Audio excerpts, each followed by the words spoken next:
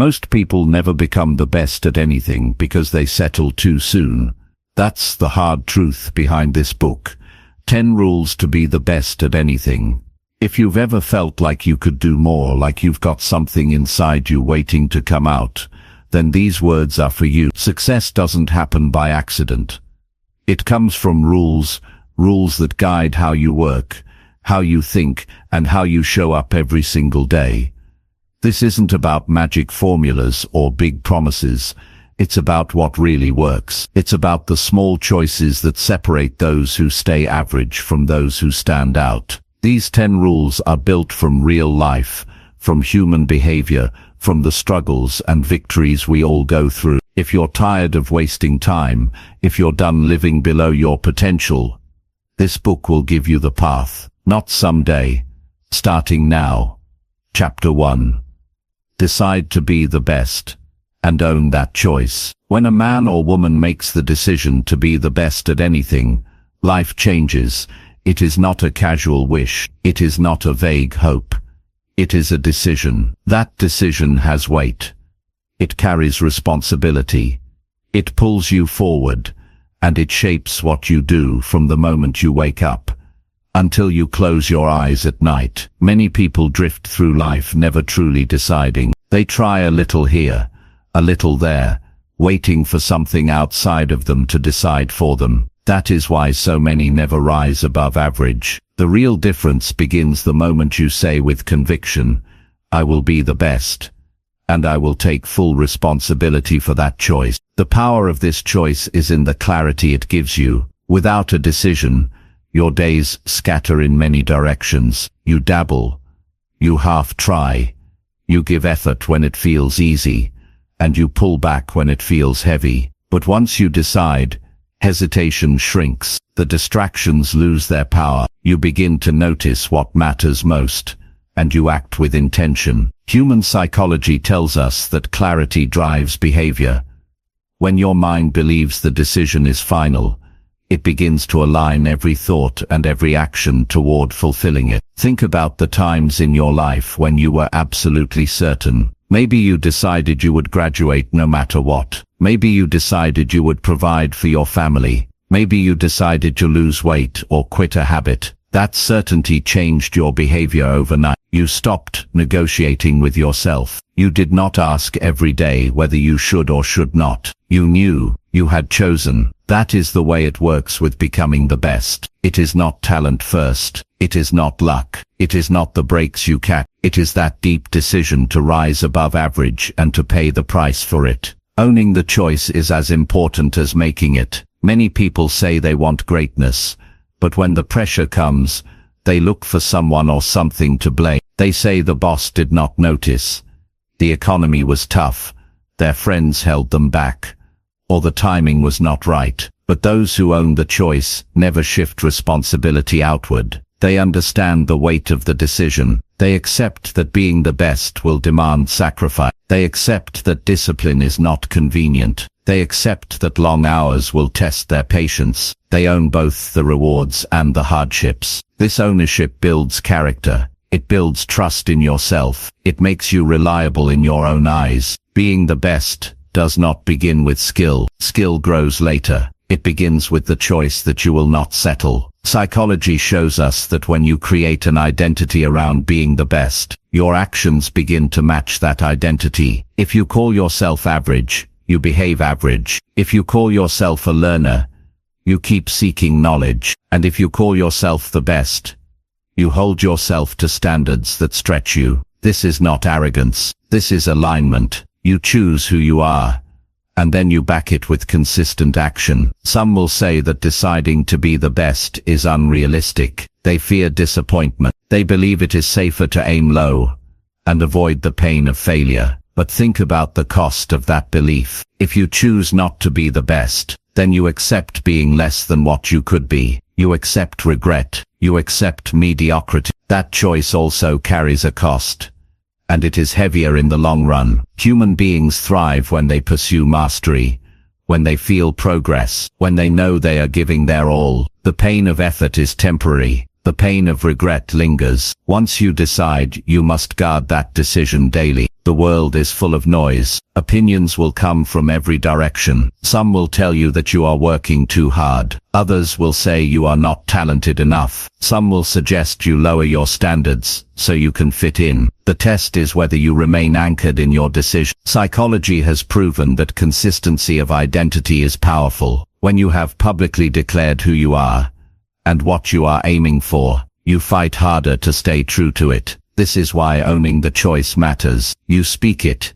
you believe it, and you refuse to back down when challenged. To be the best, you must also accept that comparison is natural, but not controlling. You will see others with advantages. You will see others win quickly. You may feel behind, but owning your decision means you commit to your path regardless of what others are doing. You take inspiration from them, but you stay locked on your own progress. Human nature wants to compare, but discipline demands that you measure against your own standards. Every time you improve, every time you deliver better than yesterday, you are honoring your choice. Emotion plays a huge role here. The decision to be the best is not purely logical, it is emotional. It comes from that deep desire to matter, to achieve, to prove to yourself that you can. When you feel tired, logic alone will not keep you moving, but when you connect to the emotional weight of your decision, when you remember why you chose to be the best, your energy returns. You push harder, you work longer,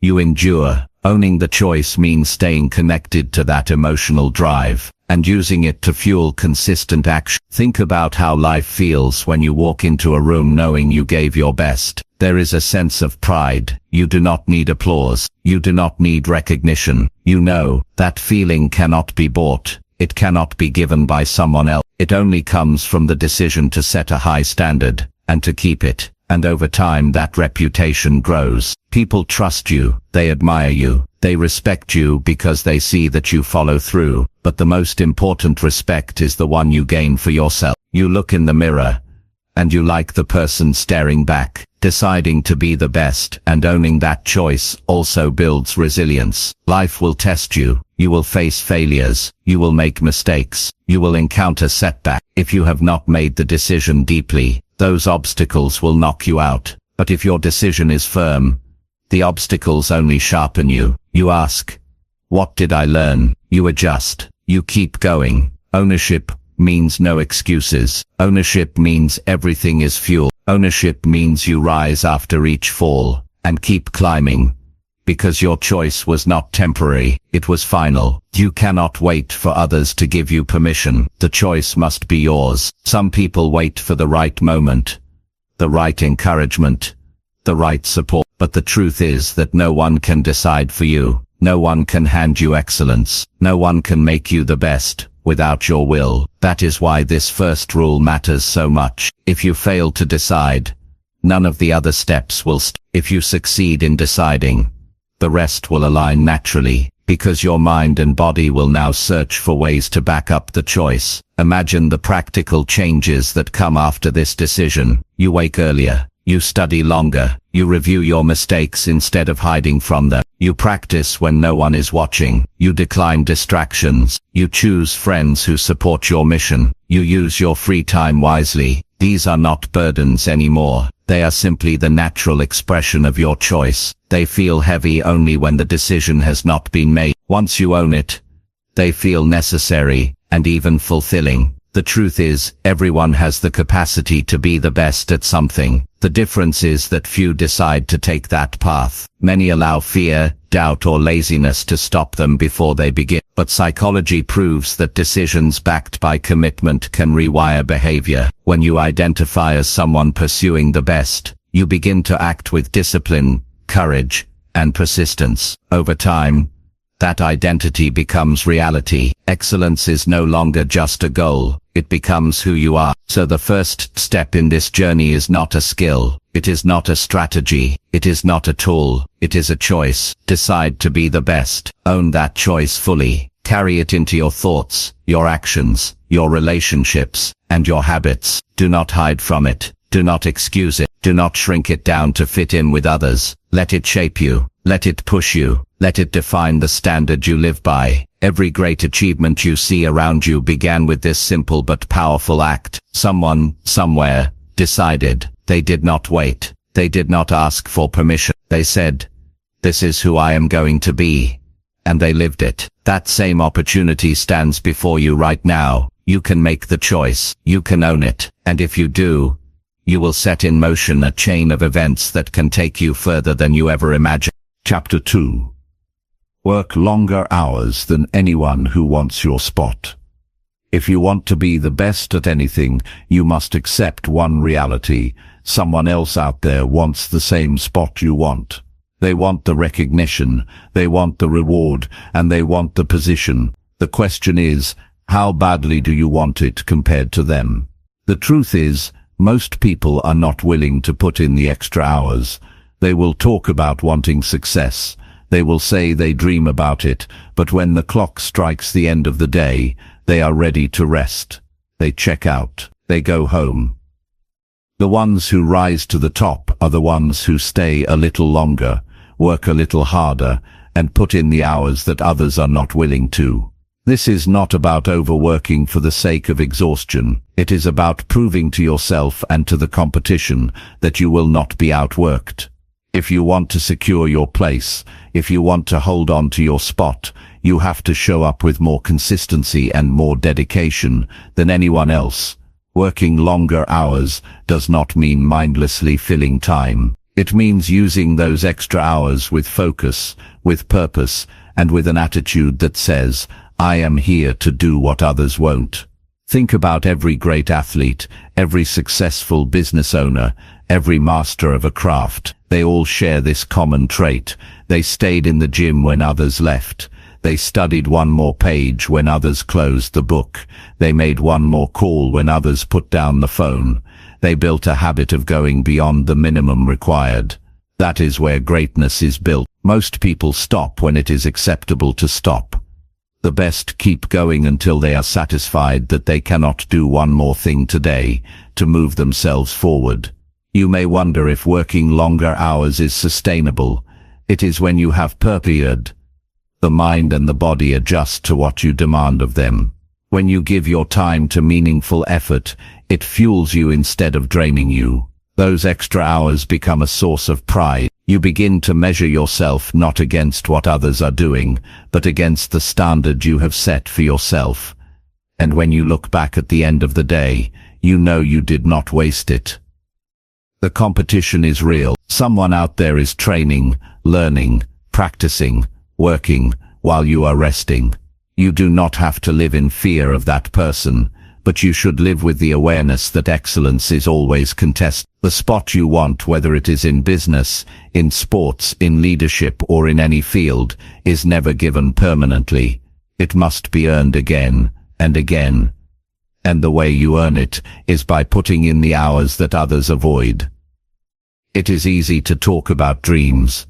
It is easy to visualize success. What separates the talkers from the doers is what they are willing to sacrifice in terms of time. Every hour you invest beyond the average is an hour that compounds into mastery. The brain learns through repetition. The body grows through effort.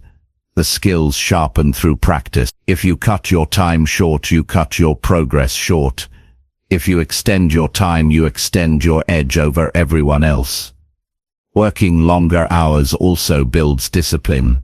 The more you demand of yourself, the stronger your will become. When you stay with the task while others quit, you create mental toughness. That toughness carries into every part of your life. It gives you resilience when problems show up. It gives you patience when results are slow. It gives you confidence because you know you have already proven to yourself that you will not stop when others do. That confidence becomes part of your identity. You no longer ask if you can do it. You know you can, because you have trained yourself to outlast the competition. But understand this, those extra hours are not about mindless grinding. They are about strategic effort. Ask yourself, what do I need to do in these hours to become better than I was yesterday? If you are an athlete, It might be refining one movement, strengthening one weakness, or studying one opponent. If you are in business, it might be reading one book, making one extra sale, or refining one strategy. The extra hours must be invested wisely. They are not about burning energy, but about building skill and advantage. People will question you when you work longer hours. They will say you are obsessed. They will tell you to slow down. They will remind you of balance. But balance for most people is an excuse for laziness. They want to justify their lack of effort by pointing to moderation. There is nothing wrong with rest, but if you want to be the best, rest cannot be your main pursuit. The best rest with purpose. They recharge so they can come back stronger, not so they can avoid work. The hours you put in will separate you, and the critics will one day applaud the results that came from your sacrifice. Working longer hours does not just sharpen skill, it reveals character. In those quiet hours when no one is watching, you learn who you are. You face boredom, fatigue, doubt, and distraction, and you overcome them. That process shapes you into someone who is not easily shaken. When others panic, you remain steady. When others get tired, you push through. When others give excuses, you give effort. This is what being the best requires. You may ask yourself if it is worth it. The answer is found in the results. Think about what it feels like to finally achieve something others thought was out of reach. Think about the pride of knowing you earned your place. Think about the satisfaction of walking into any room, knowing that no one there outworked you. That is worth the hours. That is worth the sweat. That is worth the sacrifice. If you truly want to protect your spot, if you truly want to rise to the top, you must decide right now that no one will outwork you. If they show up for 8 hours, you show up for 10. If they practice 3 times a week, you practice every day. If they review once, you review 3 times. Outworking others is not about showing off. It is about making sure that when the results come, no one can say they wanted it more than you. And remember, working longer hours builds momentum. At first it feels heavy. The body complains, the mind resists. But soon it becomes your rhythm. You get used to the grind. You begin to crave progress. Those extra hours become part of your lifestyle, not a special occasion. That is when you know you are truly committed. You no longer see the work as punishment. You see it as privilege. You get to work longer because you want the top spot, and you are willing to earn it. Time is the one thing everyone has equally. What separates people is how they use it. While most waste it, you can invest it. Every extra hour you put in is a deposit in the bank of mastery. Over months and years, those deposits grow into skills that others cannot match. They wonder how you got so good. They wonder why you are always one step ahead. The answer is simple. You worked longer hours than they did. You claimed your spot not by luck, but by choice. So decide that your work ethic will be unmatched. Decide that no one will look back and say you coasted or relied on luck. Decide that you will protect your spot with relentless effort. The longer hours are not punishment. They are the proof that you mean what you say. They are the proof that you will do what others are not willing to. And in the end, those hours will speak louder than any word, because when the competition fades, when the talkers go silent, when the lazy fall behind, the one who remains is the one who worked longer, harder, and smarter than anyone else. That is how you become the best. That is how you own your spot. And that is how you stay there. Chapter 3. Practice daily until your skill becomes second nature. Excellence does not come in sudden bursts. It does not arrive overnight. It grows from repeated action, deliberate practice, and relentless refinement. To be the best at anything, you must commit yourself to daily practice until what once felt difficult becomes effortless and natural. Skill is built one repetition at a time, and the secret is to repeat so often that the action no longer feels forced. It becomes automatic. It becomes part of who you are. Many people underestimate the power of daily practice. They assume that talent alone will carry them, or they believe a few hours here and there will be enough. But the truth is, talent without consistent practice fades. Natural ability gives you a starting point, but only daily effort transforms that ability into mastery. The human brain wires itself through repetition. Each time you perform a skill, you strengthen the pathways that control it. Over time, those pathways become stronger, faster, and more reliable. What was once slow becomes quick. What was once shaky becomes smooth. What was once uncertain becomes second nature. Daily practice is not about perfection on the first attempt. It is about showing up every day and improving by small degrees. Those small improvements compound. They may feel invisible in the moment, but over weeks and months, the growth is undeniable. When you practice every day, you eliminate the gaps where skill could fade. You stay sharp. You stay ready. You build a rhythm that keeps your progress moving forward even when motivation feels low. Consider the difference between someone who practices once a week and someone who practices daily. The weekly effort might feel intense for a moment, but then days of inactivity cause the skill to fade. By the time they return, they must relearn what they lost. The daily effort, however, stacks on itself. There is no backsliding. There is only steady progress.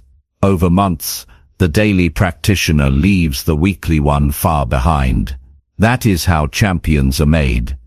Daily practice also shapes your mindset.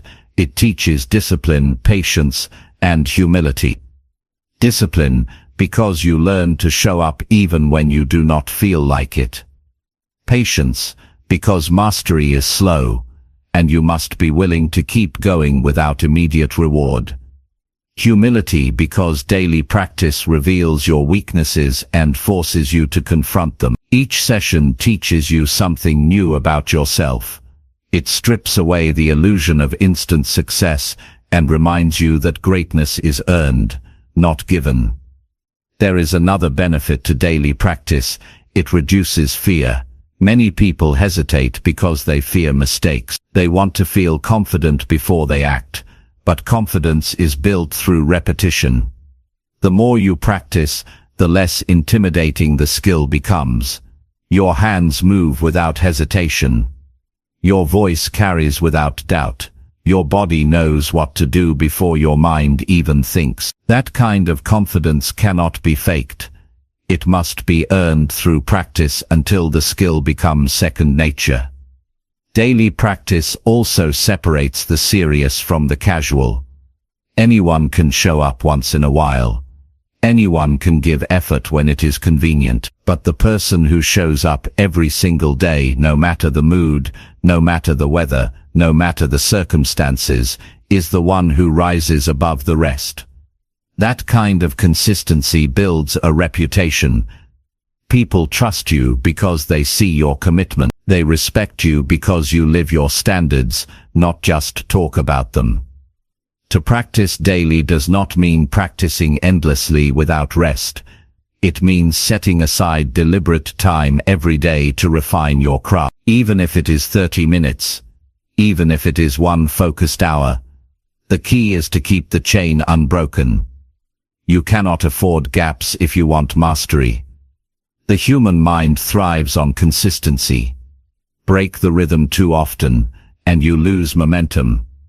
Keep the rhythm alive and you accelerate growth. The truth is, practice is not always exciting. It can be repetitive. It can be tiring. It can feel slow. But this is where psychology plays a role.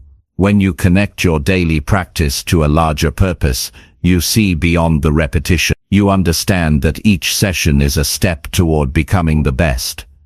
You remind yourself that mastery is hidden inside those ordinary moments.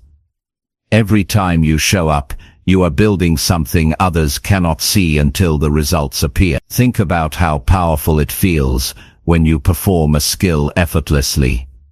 Others may struggle, hesitate, or overthink, but you flow with confidence. That is not magic.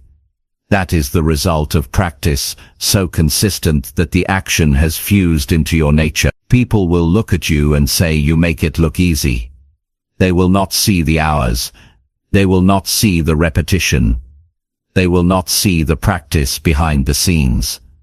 But you will know, and that knowledge will give you unshakable confidence. Daily practice also builds resilience against distraction. In a world filled with noise, most people jump from one thing to another. They rarely stay with one discipline long enough to master it. But when you practice daily, you anchor yourself. You resist the temptation to scatter your focus. You prove to yourself that you can commit to something fully. That kind of focus is rare, and it gives you an edge. One of the greatest rewards of daily practice is how it reshapes your identity. At first, you might see yourself as someone trying. Over time, you become someone doing. Eventually, you see yourself as someone who has mastered. That shift in identity is powerful. It changes how you carry yourself. It changes how you speak. It changes how others see you. All of it comes back to the hours you invested day after day. Daily practice also prepares you for pressure. When the spotlight is on, nerves often take over. But if you have practiced so much that the skill is second nature, nerves cannot stop you. Your body and mind know exactly what to do. You do not have to think, you simply perform. That is the difference between those who crumble under pressure and those who shine. The ones who shine have repeated their craft so many times that they cannot fail to act. Their preparation carries them. The habit of daily practice extends beyond the skill itself. It shapes how you live. You begin to approach other areas of life with the same dedication. You eat better because you know your body needs energy. You sleep with intention because you want to recover for another day of practice. You organize your time because you refuse to waste. You surround yourself with people who support your growth. The discipline you build in one area spreads into every part of your life. Most importantly, daily practice creates fulfillment. There is deep satisfaction in knowing you are growing, in feeling your skill sharpen, in realizing you are closer today than yesterday. That feeling of progress fuels motivation. You no longer depend on external rewards. You do not wait for recognition. The practice itself becomes rewarding. You enjoy the process as much as the result. That is when you know you are on the path to mastery. To reach the level where your skill is second nature, you must remove the option of inconsistency. You must treat daily practice as non-negotiable. Just as you eat every day, just as you breathe every day, you must practice every day. When it becomes part of your lifestyle, it no longer feels forced. It feels natural. It feels necessary. That is the key to greatness. You do not have to practice for endless hours at once. What matters most is the daily rhythm. The repetition. The decision to keep the chain alive. If you keep showing up, even in small amounts, the compound effect will take over. One day you will look back and realize how far you have come, and when you perform, it will feel as if the skill flows out of you without effort. That is the result of practice so consistent, so deliberate, that it has become second nature. The choice is yours. You can dabble, practice when it feels convenient, and settle for average, or you can commit, practice daily, and rise to mastery. The path is clear. The difference is not in talent, not in luck, but in the simple discipline of daily practice. Do it until the skill is yours, not borrowed, not temporary, but permanent. Do it until it becomes part of you. That is how you become the best. Chapter 4. Study details others ignore and gain the hidden edge. The difference between good and great is often found in the smallest details. Most people see the surface, the obvious, the big steps that everyone else is looking at. They practice the basics, they copy what others do, and they stay in the comfort of what is visible. But the ones who truly become the best look deeper. They notice what others miss. They study the tiny adjustments, the hidden pieces, the overlooked factors that silently shape the outcome. That hidden edge is what allows someone to rise above the crowd and stay there. Human nature wants shortcuts. Our minds prefer to focus on the large, easy-to-see aspects of progress because they are simple to measure. It feels good to say we trained hard, we worked long, we gave our best effort, but effort without attention to detail leaves gaps, and gaps are where opportunities slip away. The hidden edge is only available to those who slow down, who examine carefully, who refuse to ignore what most people dismiss as unimportant. When you decide to study details others ignore, you develop a sharper awareness. You start to see connections and patterns that were invisible before. You begin to understand not just how to do something, but why it works. That deeper understanding gives you control. Instead of hoping things turn out right, you know exactly how to adjust and improve. This awareness builds confidence because you no longer depend on luck or chance. You can create results deliberately. Think about any field. In sports, it might be the angle of the foot, the timing of the breath, the positioning of the hand. In business, it could be the tone of your voice in a negotiation, the precision of a follow-up, the way you listen for what is not being said. In relationships, it could be the pause before answering, the care you show in remembering small things, the attention you give to someone's emotions. These are not grand gestures, they are subtle actions, often invisible to others, but they build massive advantage when repeated consistently. Most people fail to notice these details because they are in a rush. They want quick results. They want visible progress. They want shortcuts that look impressive. But if you slow down and pay attention, you will realize that the details carry more weight than the surface actions. The person who wins is usually not the one with the most talent, but the one who noticed something the others ignored and used it to their advantage. The hidden edge also requires curiosity. You must be willing to ask questions that others never think to ask. Why does this method work better in one situation and not another? Why do some succeed with less effort while others fail despite hard work? What small change could make a large difference in the outcome? Curiosity leads you to discoveries that remain invisible to the casual observer. Curiosity turns ordinary practice into a laboratory for improvement. Studying details also demands humility. It takes humility to admit that the big picture alone is not enough. It takes humility to look at your performance and search for micro-errors, subtle weaknesses, or small flaws. Ego wants to believe that you are already doing everything right. Humility allows you to break down your actions into pieces, examine each one, and rebuild stronger. The best do not avoid criticism. They welcome it, because every correction exposes a detail that can give them an advantage. Psychology shows that the brain filters out most of what it sees and hears. It focuses only on what it believes is important. This is why most people miss details. They train their brains to look for shortcuts, to avoid hard thinking, to stick to what is familiar. But if you train your brain to search for hidden details, you sharpen your focus in a way that few others ever do. You rewire your attention. You see what others cannot. That ability makes you valuable because you can solve problems others overlook. There is also a psychological edge gained by knowing you have studied deeper than anyone else. When you step into competition, you carry quiet confidence. You know you have prepared not only with time and energy, but with precision. You know that you understand things your opponents never notice. That awareness gives you calm under pressure.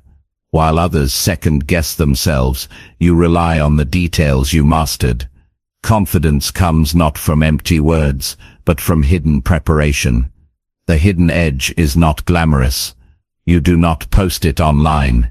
You do not brag about it. It is invisible to almost everyone, except in the results. People will watch you perform and wonder how you made it look so smooth, how you reacted so quickly, how you always seem prepared. They will not know the hours you spent analyzing film, rehearsing tiny movements, studying responses, or refining your notes. But those unseen hours are exactly what gave you the edge. Studying details also saves you from unnecessary failure. Many mistakes happen not because someone lacked effort, but because they ignored something small. A missed step, a forgotten number, a sloppy habit, a lack of preparation for a rare situation. These small oversights destroy opportunity. The best protect themselves by paying attention to every detail. They reduce the risk of careless errors. They make sure nothing is left unchecked. That thoroughness separates them from the careless and the average. It is important to realize that most people will not have the patience to study details. That is your advantage. The world rewards speed, surface action, and shortcuts. Very few slow down enough to go deeper. But mastery belongs to those who pay the price of attention. If you train yourself to see what others ignore, you automatically rise above the competition. It is not always about being faster or stronger. Sometimes it is simply about being more observant, more prepared, and more precise. Every field has hidden details waiting to be discovered. The musician who notices the subtle shifts in timing creates a sound that moves people. The doctor, who observes small changes in a patient's behavior, catches a problem early. The speaker who pays attention to body language connects deeply with the audience. The leader who notices small changes in team morale prevents a crisis before it grows. Details drive success in every arena of life. There is also joy in mastering details. It gives you a sense of control and craftsmanship. You no longer feel like a beginner stumbling in the dark. You feel like an artist shaping your craft with care. Each improvement, no matter how small, adds to your sense of mastery. This satisfaction builds motivation. You no longer need external rewards because you can see and feel your own growth. Daily commitment to studying details transforms your identity. You stop thinking like the average. You start thinking like an expert. You begin to hold yourself to higher standards. You no longer settle for good enough. You know that greatness is hidden in the small things, and you are willing to do what it takes to find them. That mindset alone places you ahead of most people, because most will never care enough to go that deep. At first, studying details may feel overwhelming. There are so many pieces, so many things to notice, but over time it becomes natural. Your eyes sharpen, your awareness expands, your instincts grow stronger. You begin to catch things instantly that once slipped by unnoticed. This process builds mastery, and mastery brings freedom. You are no longer bound by surface-level understanding. You can adapt, innovate, and lead with precision. The hidden edge is not a single discovery. It is a lifestyle. It is the habit of asking more questions, paying closer attention, digging deeper, and refusing to overlook the small thing. It is the standard you live by, knowing that the tiny details separate the ordinary from the extraordinary. When you make this your way of life, you no longer fear competition. You welcome it, because you know you are prepared in ways they are not. Every person who ever reached the highest levels of success had this trait. They studied harder, they observed longer, they refined endlessly, they noticed details that others brushed aside. That was their advantage. That can be your advantage too. Decide today that you will not just do the obvious. You will look deeper, study closer, and gain the hidden edge that lifts you above the rest. Because in the end, it is not the loudest, the strongest, or the most talented who stays on top. It is the one who paid attention when others did not. It is the one who studied the details others ignored. It is the one who gained the hidden edge and never let it go. Chapter 5. Push harder in boring moments, where most people quit. Most people think success is lost in dramatic failures, but in truth, it slips away in the boring moments, in the dull repetitions, in the days when nothing exciting happens. These are the moments where the majority slow down, get distracted, or give up altogether. The difference between those who rise to the top and those who stay average is how they handle the ordinary. The champions are the ones who push harder when the work feels dull, when progress seems invisible, and when every part of them wants to stop. The human mind craves novelty. We want stimulation, variety, and excitement. That is why so many people start projects full of energy and then abandon them when the grind sets in. At the beginning, everything feels fresh. Motivation is high, but once the routines become repetitive, boredom creeps in. The average person interprets that boredom as a signal to stop. They assume if it feels dull, it must not be working anymore. But the truth is, those boring moments are where mastery is built. Pushing harder in that space is what creates separation. If you want to be the best at anything, you must understand that repetition is not the enemy, it is the foundation. Doing the same thing again and again is not a waste of time. It is how your brain wires itself for excellence. The boring moments are the unseen bricks that build the wall of success. Each time you resist the urge to quit, you place another brick. Over time, you have a fortress of skill, discipline, and resilience that others simply do not have because they quit when the work felt lifeless. Pushing harder in those moments requires a shift in perspective. Instead of seeing boredom as a burden, see it as a test. Boredom asks, do you really want this, or are you just playing with the idea? When you continue through the dullness, you prove to yourself that you are serious. You prove that your commitment is stronger than your moods. You build trust in yourself, because you know you will not give up just because the excitement faded. That trust is what keeps you going in every area of life. The people who stop at boredom never discover the breakthrough waiting on the other side. Progress often hides just past the point where you want to quit. The muscles grow in the last few repetitions, not the first. The real learning happens after the initial enthusiasm wears off. The hidden improvement arrives when you keep practicing long after the thrill is gone. But most will never see it, because they walked away too early. The edge belongs to the few who stay. Psychology shows that humans overestimate what they can achieve in the short term, but underestimate what they can achieve with consistent long-term effort. Boring moments feel useless because they do not produce instant results, but stacked over weeks and months, those moments create transformation. The brain adapts, the body changes, and the skill sharpens. The process is quiet, often invisible, but relentless. And the only way to experience it is to keep going when everything in you screams for relief. There is also a mental strength that grows from pushing through boredom.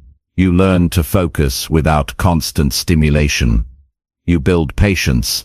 You strengthen the ability to delay gratification.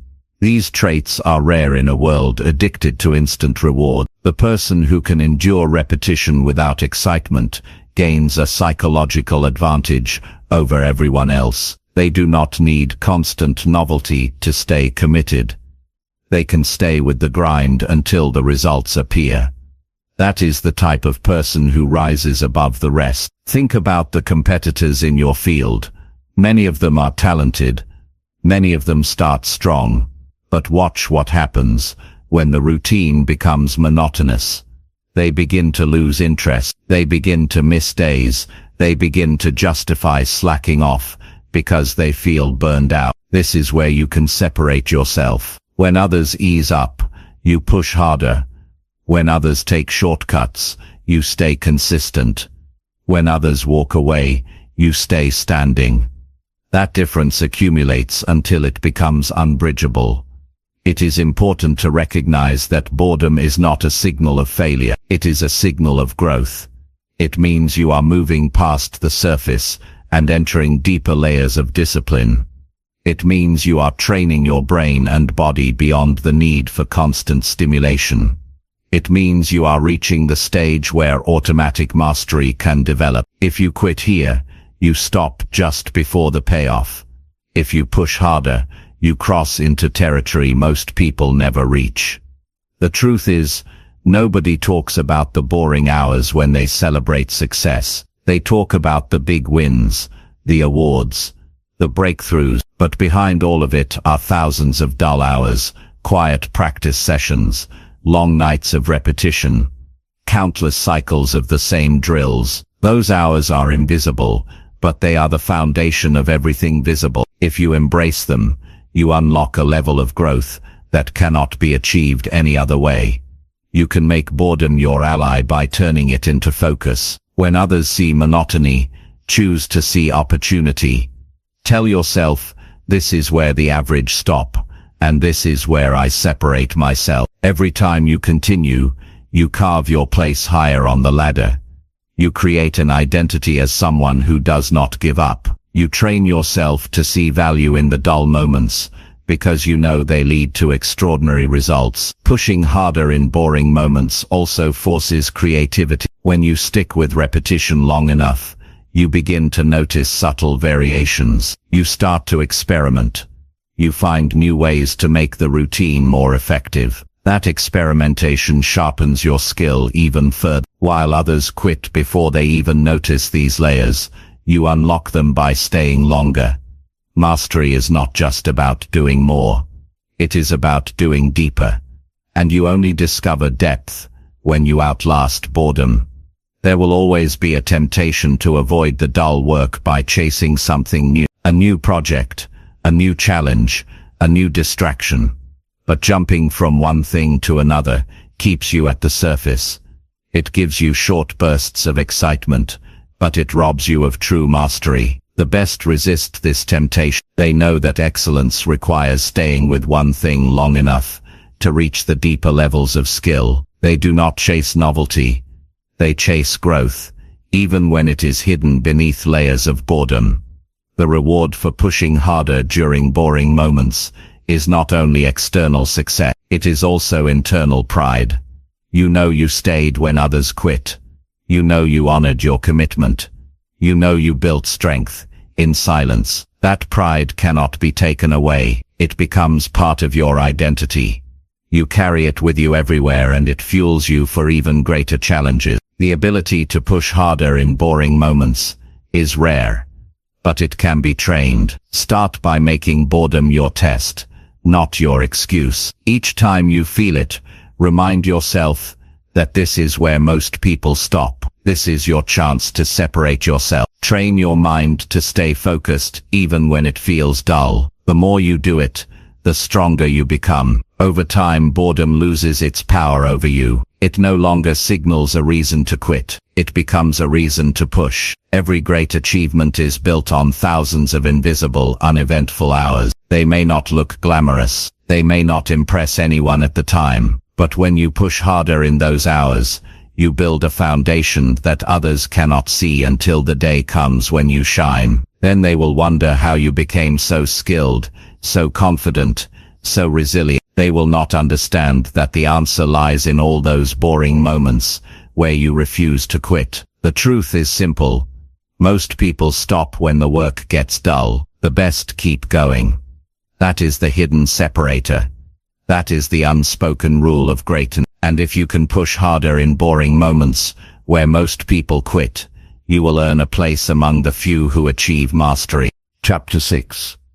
Track progress daily and fix every small weak point. If you want to be the best at anything, you cannot afford to move blindly. You cannot guess your way forward. You cannot simply hope progress is happening. You must know. You must measure. You must look closely at where you stand today and where you stood yesterday. Success is not built on vague hopes. It is built on concrete actions tracked consistently. Every day gives you information. Every day shows you whether you are moving closer to mastery or whether you are slipping behind. That is why tracking your progress daily and fixing every small weak point is not optional. It is the foundation of growth. The mind can easily play tricks. It tells you that you are doing better than you really are. It convinces you that one missed step does not matter. It creates the illusion of progress when in reality, you might be repeating the same mistakes. This is why daily tracking matters. When you write it down, when you measure it, when you record it, the truth becomes visible. You can no longer hide behind feelings. You see the reality in front of you, and reality is the only thing you can improve. Tracking progress daily keeps you accountable. It eliminates excuses. When the numbers are in front of you, when the patterns are visible, you cannot lie to yourself. You know whether you gave your best effort. You know whether you improved even slightly. Accountability creates discipline. When you know you will have to face the record at the end of the day, you push harder during the day. You do not want to write down that you failed to show up. You want to prove to yourself that you did what was required. But tracking alone is not enough. You must also fix every small weak point. Many people keep repeating the same flaws because they never stop to identify them. They ignore small errors, thinking they do not matter. Yet those tiny flaws add up. They become habits. They become barriers. They grow until they hold you back from reaching the next level. The best do not allow small weaknesses to remain. They search for them, expose them, and correct them quickly. That constant refinement builds strength. Small weak points are often easier to fix than major flaws, but most people overlook them because they seem insignificant. They are not. Think about the missed note in a song, the wrong angle in a movement, the skipped step in preparation. Each one by itself may seem minor, but together they separate average from extraordinary. If you ignore them, you stay stuck. If you correct them, you build an edge. That edge over time compounds into mastery. Tracking progress daily sharpens your awareness. It forces you to pay attention to details that would otherwise go unnoticed. You begin to see patterns. You notice when your energy drops, when your focus drifts, when your performance weakens. You start to connect causes and effect. You realize that certain habits help you improve faster, while others hold you back. That awareness gives you control. Without it, you are at the mercy of guesswork. With it, you become deliberate. There is a psychological benefit to tracking. It builds motivation through visible progress. When you can look back and see how far you have come, it fuels your drive to keep going. Many people quit because they feel stuck, but often they are not stuck. They are just not measuring. They cannot see the slow improvement. When you track daily, the progress becomes visible. It may be small, but it is real. And real progress is the greatest motivator. Tracking also prevents you from slipping backward unnoticed. Without measurement, decline can creep in silently. You think you are maintaining when in reality, you are losing ground. Daily tracking exposes decline quickly. You catch it before it becomes a serious problem. You can correct it immediately. That vigilance keeps you sharp. It ensures that your standards never drop below the level required to be the best. Fixing weak points requires honesty. It is not comfortable to admit where you are failing. It is easier to focus only on strength. But real growth comes from addressing weaknesses. Every time you fix one, you remove a barrier. You unlock new levels of performance. You reduce vulnerability. You become stronger, more complete, more resilient. Weak points ignored will eventually expose you under pressure. Weak points corrected turn into strength that carry you through challenges. The process is simple but powerful. Track your actions daily. Review them honestly. Identify one small weak point. Work on fixing it. Repeat the process every day. over weeks and months. This creates relentless improvement. You do not need giant leaps. You need small, consistent adjustments. Those adjustments compound into excellence. This is how the best separate themselves.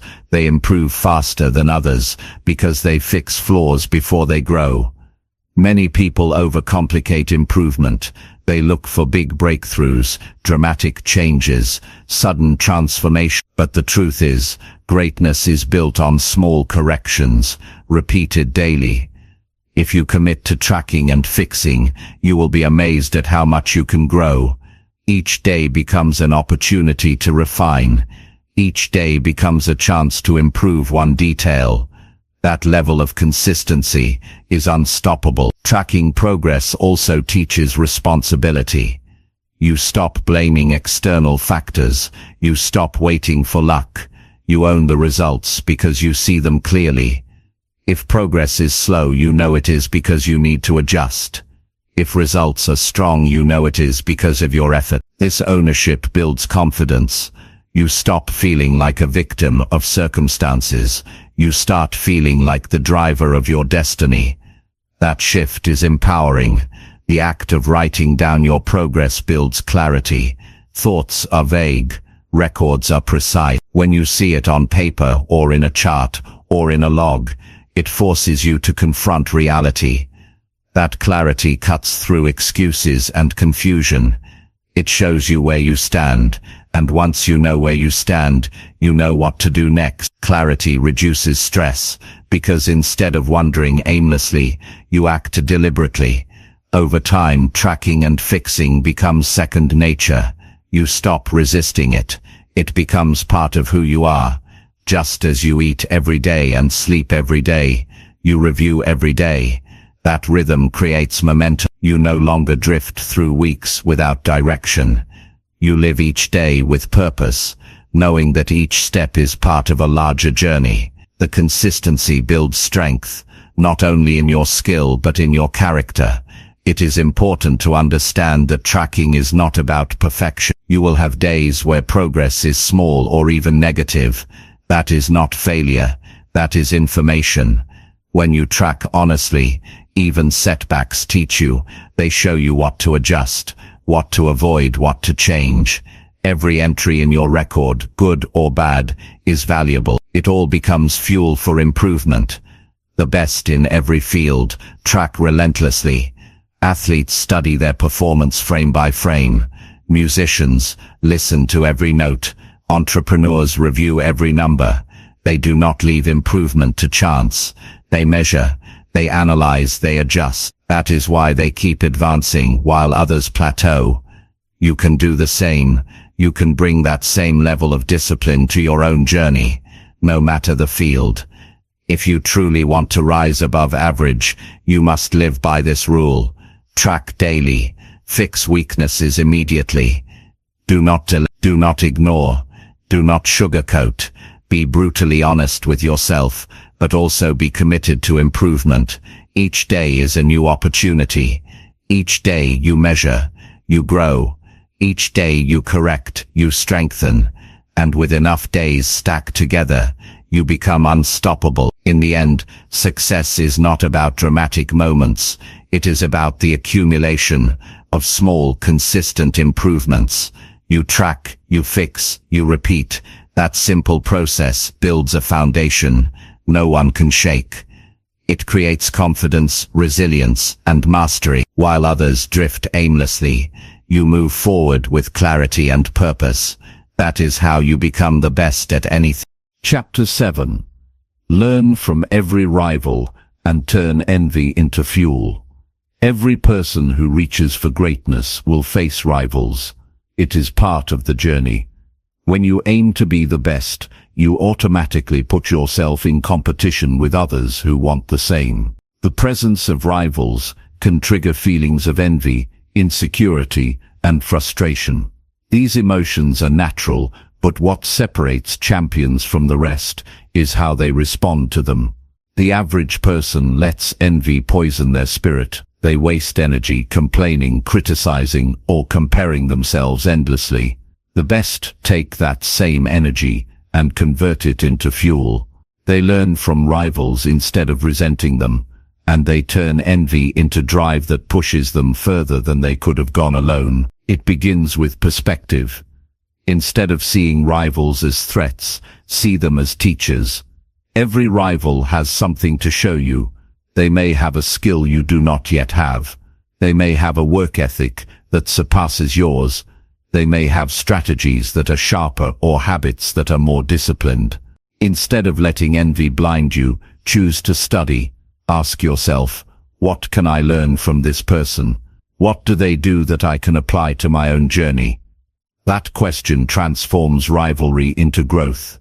When you shift into this mindset, envy loses its destructive power. It no longer eats at you. It no longer makes you feel small. Instead, it becomes a signal. Every time you feel envy rise, you know you are looking at something valuable. You are being shown a gap in your own game. You are being given a roadmap to improvement. The uncomfortable feeling becomes a tool. Instead of hiding from it, you lean into it. You use it to uncover what you need to build next. Learning from rivals also requires humility. Many people are too proud to admit someone else is better in certain areas. Their ego blocks their growth. But humility opens the door. When you can acknowledge someone else's strengths, you gain the power to adopt them. You are no longer stuck in the illusion of superiority. You can evolve because you are willing to learn.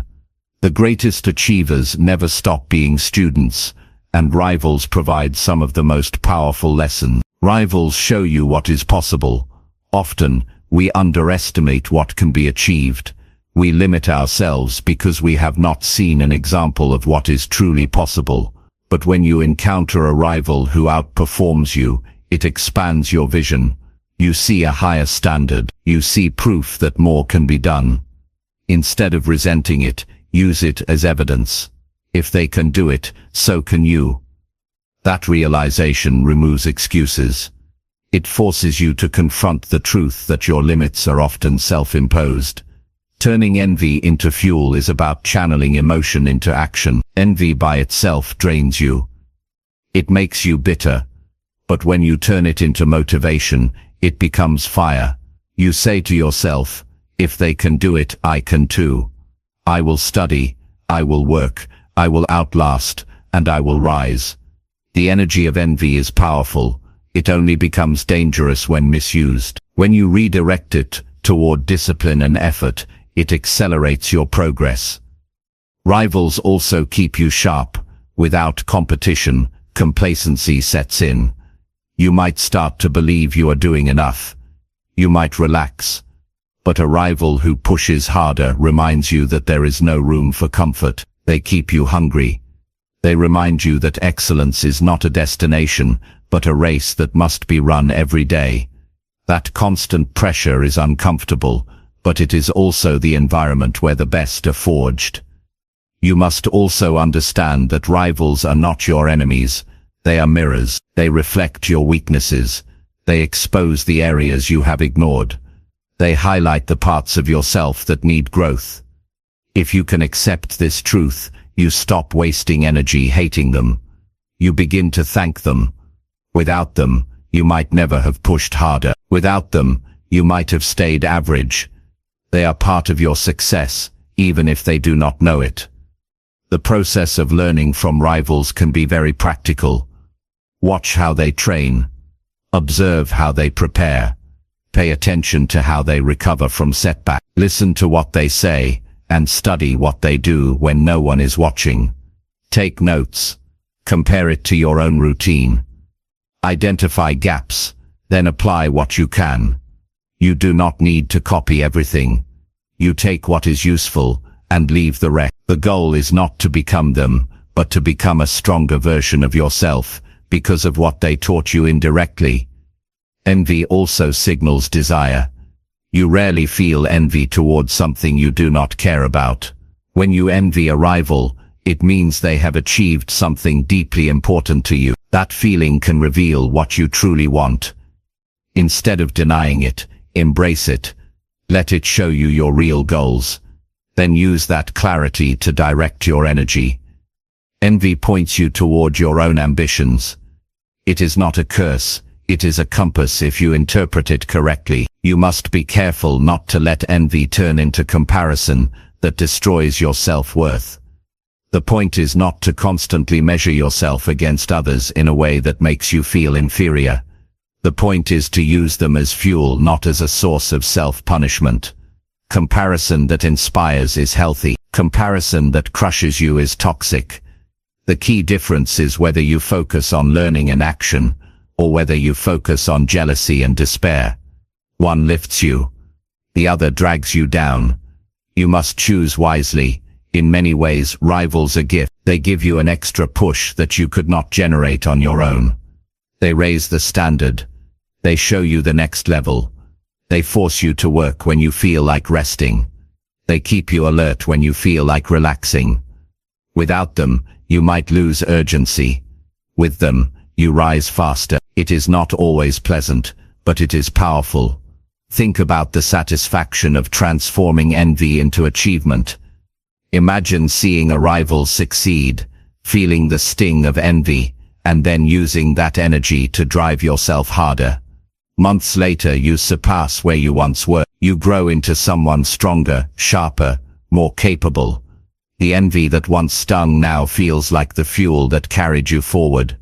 You realize that without it, you might never have reached this point.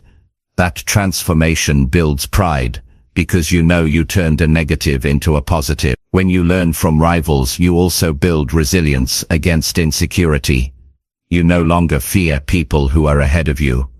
You do not crumble when you see someone doing better. You do not hide from challenges. Instead, you lean in. You welcome the presence of those who push you. You understand that every time you face a stronger rival, you are being given an opportunity to grow. That mindset turns competition from a threat into a blessing. This approach creates a cycle of constant growth. Each rival you meet becomes a stepping stone. Each wave of envy becomes energy. Each lesson learned becomes a new strength. Instead of fearing competition, you crave it. You want rivals because you know they will make you better. You are no longer intimidated. You are motivated. That cycle keeps you improving long after others plateau. The journey to being the best is not easy. It demands effort, sacrifice, and persistence. Rivals make it harder, but they also make it more rewarding. They sharpen you like nothing else can. If you choose to resent them, you waste the opportunity. If you choose to learn from them, you gain the hidden advantage. That advantage is not talent, not luck, but the ability to convert envy into progress. So whenever you feel that familiar sting of envy, pause and redirect it. Ask yourself what it is teaching you. Ask yourself what you can do with the energy. Do not waste time wishing they would fail. Use that time to make yourself stronger. Do not drown in jealousy. Rise with determination. Let envy remind you of your hunger. Let rivals show you the way. In the end, greatness is not achieved in isolation. It is sharpened through rivalry. The presence of others striving for the same goal is what pushes you beyond your limits. And if you can learn from every rival and turn envy into fuel, you will not only outgrow your competition, you will outgrow your former self. That is the true victory. Chapter 8. Protect your focus fiercely and eliminate useless distractions. The ability to focus is one of the rarest skills in today's world. Everyone is busy, everyone is connected, and everyone is pulled in 1,000 directions. Most people live with constant interruptions and endless distractions, yet they wonder why they cannot reach the top in anything they do. If you want to be the best at something, you must protect your focus like it is the most valuable resource you own. Because it is. Without it, effort scatters, time is wasted, and progress slows to a crawl. With it, you can achieve extraordinary results in a fraction of the time. Focus is fragile. It does not survive in environments filled with noise and distraction. You must guard it fiercely, because every interruption takes more from you than just a few seconds. Research and experience both prove that it takes minutes, sometimes longer, to regain deep focus after breaking it. That means one small distraction can ruin an entire session of work or practice. The cost is invisible, but it is massive. Protecting your focus is not optional. It is the difference between excellence and mediocrity. Distractions are everywhere. They hide in your phone, in endless notifications, in conversations that add no value, in entertainment that consumes hours, in gossip that steals energy, in tasks that feel urgent but mean nothing. Most people allow these distractions to run their lives. They feel busy but accomplish little. They are always moving but never advancing. To be the best, you must make a different choice. You must eliminate what is useless and fight for the clarity that comes from true focus. Protecting your focus begins with deciding what truly matters. You cannot protect everything. You must identify the few things that actually move you toward being the best. Once you know them, you cut out the rest. This requires honesty. You must admit that much of what fills your day does not matter. It keeps you comfortable but not excellent. Once you recognize it, you can begin the process of elimination. Eliminating distractions takes courage, because many of them are comfortable. They give quick pleasure, they provide escape, they make life feel easier. But comfort is the enemy of mastery. If you want to rise above average, you must be willing to sacrifice comfort for clarity. You must be willing to say no to what most people say yes to. Every yes to distraction is a no to your future. Every no to distraction is a yes to your greatness. Focus is not just about removing distraction. It is about building an environment that supports deep work. If your environment is chaotic, your mind will be too. If your space is filled with interruptions, your attention will fracture. You must create conditions where focus thrives. This might mean silence, or it might mean structured routines, or it might mean setting boundaries with people around you. Whatever it looks like, you must design your environment to protect your attention. Protecting your focus also means protecting your energy. A tired mind cannot focus. The body drained of rest and nutrition cannot give full attention. Discipline in sleep, in health, in recovery is not separate from focus. It is part of it. You cannot expect sharpness if you are constantly fatigued. If you want deep focus, you must care for the machine that creates it, your body and mind. Many people think multitasking is a strength. In reality, it is one of the greatest thieves of focus. Switching between tasks may feel productive, but it destroys deep concentration. The best understand this. They give full attention to one task at a time. Finish it with quality and move on. This way, their results are sharper and their progress is faster. Protecting your focus fiercely means refusing to split it across distractions, disguised as productive. Distractions are not only external, they are internal. Doubts, fears, unnecessary thoughts, and emotional noise can pull you away from the task at hand. To eliminate these, you must train your mind. You must learn to notice when your attention drifts and bring it back quickly. Meditation, journaling, and deliberate practice of awareness sharpen this skill. The mind will wander. The question is, how fast can you return? The faster you return, the stronger your focus becomes. Protecting focus also requires setting boundaries with others. People will demand your time. They will pull you into conversations, tasks, and obligations that do not serve your mission. If you say yes to everything, you dilute your attention until nothing meaningful gets done. Learning to say no is one of the most powerful skills you can develop. No is not rejection, it is protection. It protects your time, your focus, and your future. Eliminating useless distractions does not mean eliminating joy. It means being intentional about where your attention goes. You can rest, you can enjoy entertainment, you can spend time with friends, but it must be chosen deliberately. It cannot be mindless. If it recharges you, it is valuable.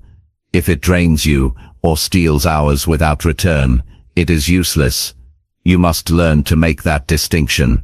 When you fiercely protect your focus, your results change dramatically. Hours that were once wasted become productive. Tasks that once took days take hours. Progress that felt slow becomes rapid. You accomplish more with less effort because your attention is fully invested. You move ahead of those who are constantly distracted, not because you worked longer, but because you worked sharper. That is the hidden power of focus. Protecting focus also builds self-respect. When you commit to your priorities and defend them against distraction, you prove to yourself that your goals matter. You no longer treat them as optional. You no longer let them be interrupted by trivial things. This strengthens your identity. You see yourself as someone serious, disciplined, and unstoppable. That identity fuels even greater focus, creating a cycle of success. One of the hardest distractions to eliminate is comparison. Watching what others are doing can consume enormous amounts of energy. You scroll, you compare, you feel behind, you feel jealous. None of it helps you. Comparison is a mental distraction that pulls you away from your own work. Protecting your focus means staying in your lane. You study others only to learn, not to envy. You direct most of your attention back to your own progress, because that is the only thing you can control. Protecting focus fiercely also means being willing to feel bored.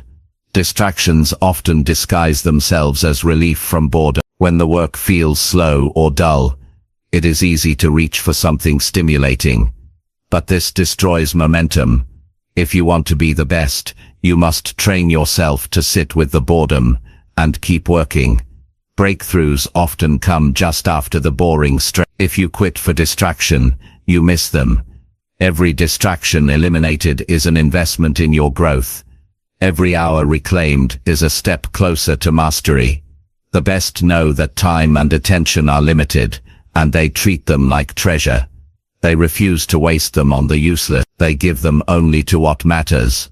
This is why they achieve results that seem impossible to others.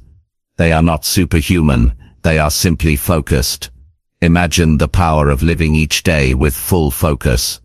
Imagine the clarity of knowing what matters and giving it your entire attention. Imagine how much faster you would grow if you stopped scattering your energy across meaningless distractions. That life is possible if you choose to protect your focus fiercely. It will not be easy, because distractions will fight for your attention. But if you win that battle daily, the rewards will be extraordinary. To be the best, you must guard your focus with everything you have. Cut out the useless. Say no without guilt. Build an environment that supports clarity. Train your mind to return quickly when it drifts. Care for your body so your attention stays sharp. Live intentionally with your time. When you do this, you unlock levels of productivity, growth and mastery that few ever reach. The world is full of noise. Most people will drown in it, but you do not have to. You can choose a different path. You can choose to eliminate the useless and protect your focus, like your future depends on it, because it does. In those hours of deep uninterrupted attention, you will create results that others only dream about. That is how you separate yourself. That is how you rise to the top, and that is how you become the best. Chapter 9. Chapter Master Patience. And give years to perfect your craft.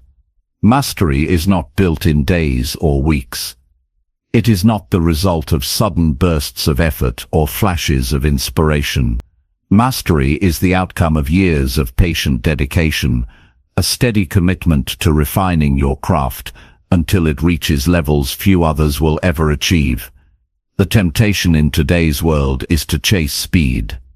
People want quick results, instant recognition, immediate rewards, but nothing lasting comes from impatience. If you want to be the best at anything, you must master patience and accept that greatness requires years of focus, discipline, and deliberate practice. Patience is not weakness, it is strength under control. It is the ability to endure the slow pace of progress without losing faith in the process. Most people quit not because they lack talent, but because they lack patience. They expect results too soon. They measure success by immediate gains instead of long-term growth. And when they don't see instant rewards, they give up. Those who master patience, however, keep going long after others stop. They trust the process even when progress feels invisible. They stay with it until the results accumulate into something remarkable. Every craft has layers. At the beginning, you learn the basics. They come quickly, improvement is obvious, but soon, progress slows. Each new level requires more effort for smaller gains. This is where patience is tested. The impatient give up when growth is no longer rapid. The patient accept that mastery lives in the slow grind, the years of repetition, the endless refinement of details. They understand that progress is not always visible day to day, but over time, the accumulation of effort produces transformation. Think about any master in history. Artists, musicians, athletes, leaders, all of them gave years, often decades, to their craft. They did not rush. They did not look for shortcuts. They accepted that greatness would cost them time,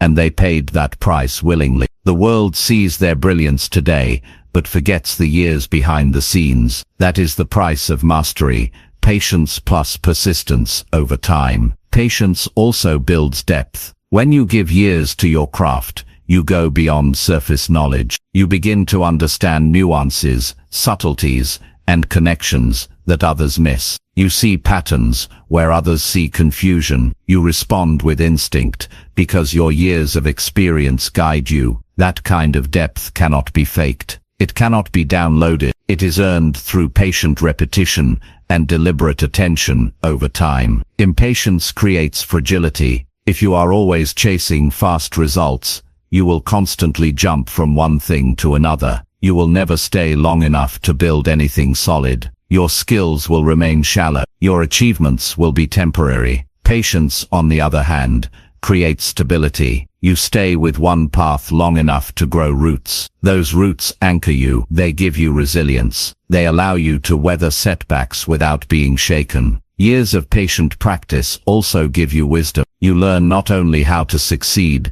but also how to fail with grace.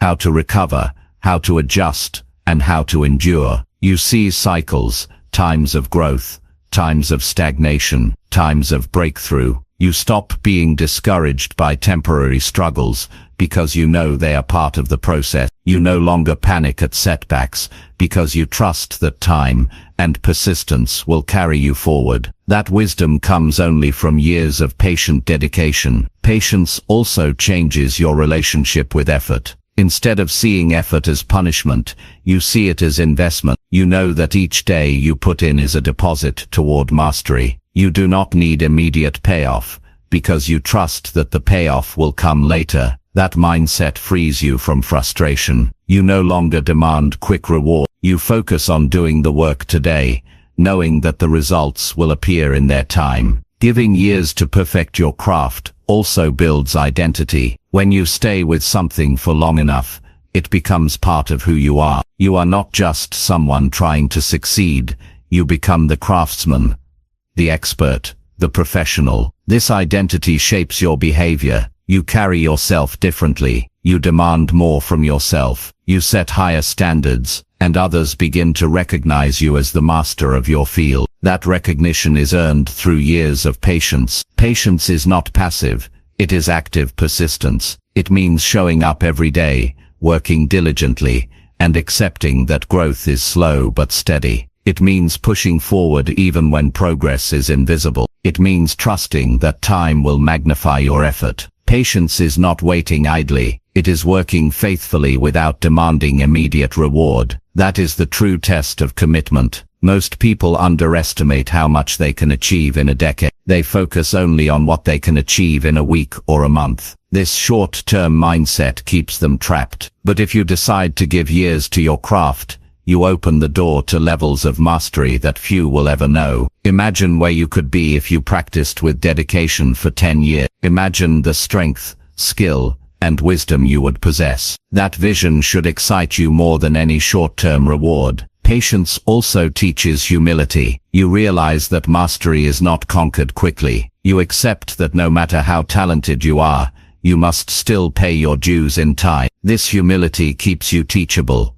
It keeps you curious. It prevents arrogance. You never feel finished, because you know there is always more to learn. That humility fuels continuous growth. Giving years to your craft also develops trust from others. People may be impressed by quick talent, but they respect longevity. They trust those who have endured for years. They know that if you have given decades to something, you are reliable, disciplined, and authentic. That reputation is invaluable. It opens doors, attracts opportunities, and builds influence. Patience also brings joy. When you give years to something, you begin to love the process itself. You no longer chase only the outcome. You find fulfillment in the daily practice, in the small improvements, in the rhythm of consistent effort. The craft becomes part of your life, not just a means to an end. That joy sustains you when the work feels heavy. It keeps you going long after others quit. To master patience, you must reframe how you see time. Instead of asking, how quickly can I succeed? Ask, how deeply can I grow if I give this years? Instead of chasing speed, chase quality. Instead of demanding immediate results, demand consistency from yourself. When you think in years, you free yourself from the frustration of slow progress. You accept that mastery is a marathon, not a sprint. The truth is, there are no shortcuts to greatness. You cannot bypass the years. You cannot hack your way to mastery. Every great achievement is built on time. Every skill perfected is the product of years. Every reputation that lasts is earned through patience. If you try to skip the years, you skip the depth. If you embrace the years, you embrace mastery. So commit yourself to patience. Give years to your craft. Stay with it when progress feels invisible. Trust that the time is not wasted. Every repetition, every lesson, every day adds to the foundation. Over time, the results will be undeniable. Others will see the brilliance, but only you will know the years behind it. And that is the essence of mastery. Patience plus time, lived with discipline and dedication. The ones who master patience and give years to perfect their craft are the ones who stand at the top when others have long since walked away. They are the ones who prove that greatness cannot be rushed, but it can be earned. If you choose patience, if you choose the long road, you will one day look back with pride, knowing you gave your years to something worthy, and in return, it gave you mastery. Chapter 10. Refuse average results until excellence becomes your standard. Excellence is never an accident. It does not appear by chance, and it does not happen to people who tolerate average work. Excellence belongs to those who refuse to accept mediocrity, who push past good enough, and who raise their standards so high that average feels unacceptable. If you want to be the best at anything, you must decide that you will not settle for ordinary results. You must demand more from yourself than others expect. Excellence must become your personal standard, not a rare exception. Average is comfortable. It is safe. It does not demand risk, sacrifice, or long hours. That is why most people stay there. They settle for average because it does not stretch them.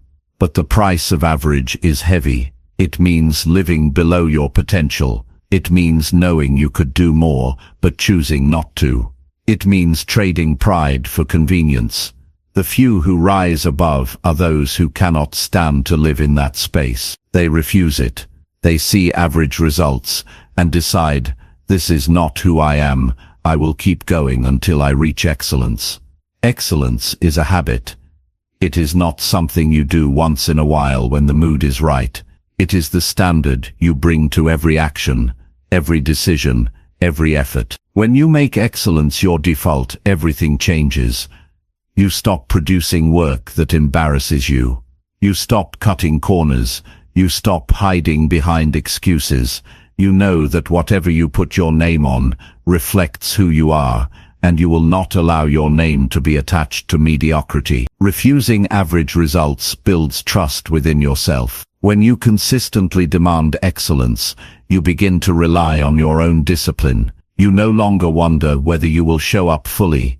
You know you will. That reliability creates confidence. You walk into every challenge knowing that your standard is higher than most. That quiet confidence is one of the greatest advantages you can carry, because it means you never lower yourself to the level of average effort. Excellence requires discomfort. It means going back to fix mistakes others would leave behind.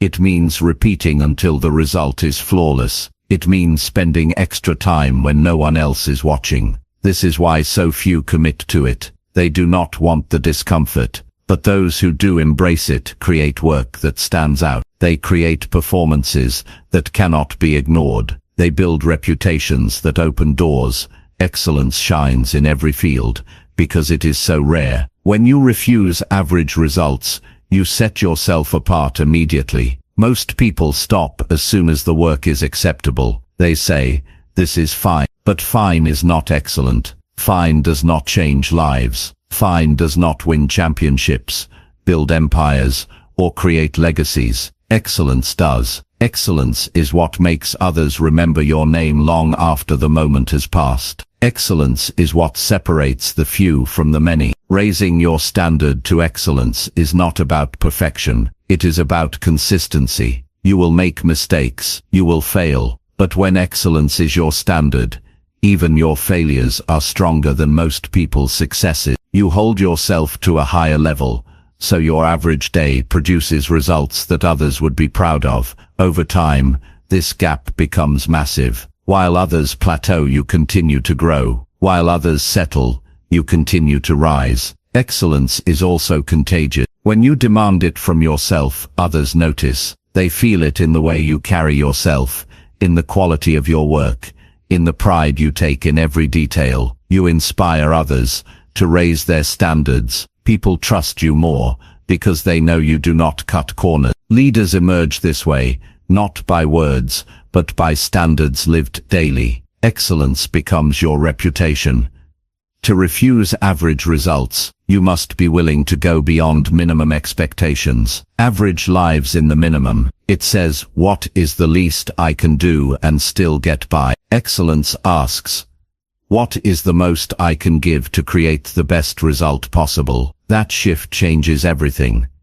It moves you from survival to mastery. It transforms your mindset from one of avoiding failure to one of pursuing greatness. Average results drain motivation. When you produce work that does not reflect your potential, you feel it inside. You know you left something undone. That knowledge weakens your confidence. But when you demand excellence, you feel pride in your efforts. You look back at the work and know you gave it everything. That pride builds energy. It creates momentum. It fuels you for the next challenge.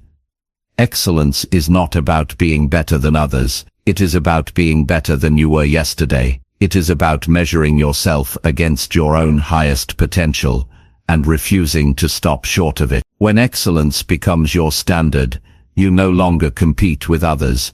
You compete with your own limits. That competition never ends, and it ensures continuous growth. One of the strongest reasons to reject average is that life will always test you. Unexpected challenges will come. If your standard is average, you will collapse under pressure. If your standard is excellence, you will rise even in difficulty. Excellence builds resilience. It trains you to operate at a higher level automatically, so when hard times arrive, you are ready. You do not scramble to rise to the occasion.